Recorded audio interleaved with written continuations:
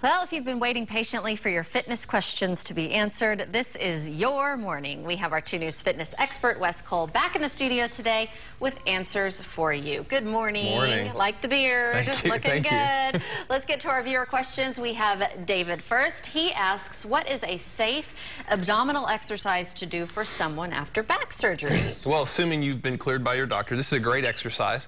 This exercise is called the McGill crunch. Dr. Stuart McGill is one of the world's leading back specialists right here. And basically all Beth is doing is she's doing a crunch, but she's putting her hands back behind her, and all she's doing, those hands are just making sure her low back isn't pressing against the floor. And as you can see, she's keeping her back a lot straighter than normally a crunch. The doctor says that especially after back surgery or something, you want to try to avoid a lot of flexion with the spine that traditional crunches will work. And this might be a little bit easier, a little bit more less advanced way to work your abs, but especially if you've come off of a surgery, you want to play it safe. Another option for them. 3 or 4 sets of 10 to 12 reps. Like I said, anytime you're coming off of a surgery, I don't care who invented the exercise. If you feel any pain, that's a bad thing. Thank you, Beth. But give that a shot. It's very, very safe. Okay. Next, we have a question from Jennifer. Jennifer asks, when I work out, why do I get sore sometimes and then sometimes I don't? Well, actually, in exercise science, there's a real mystery when it comes to soreness. We don't really know exactly what causes soreness. There's a lot of theories. But I will tell you this.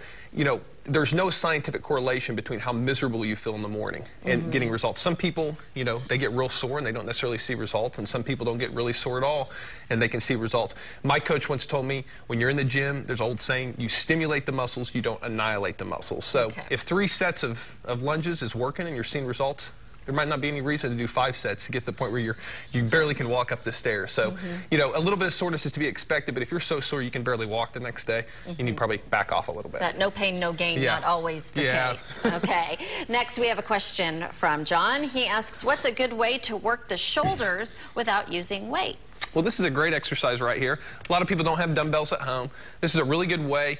We're kind of basically simulating a shoulder press. As you can see, Kyle, when he does his push-ups, he's bringing his head far, far past his hands, and as he's coming in, he's kind of sliding. It's kind of a hard exercise. Yeah, it looks hard. You got to have some pretty strong shoulders, but it's a great thing to do.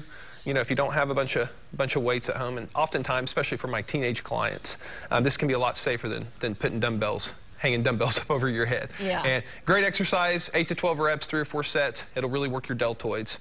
But just be careful. Okay.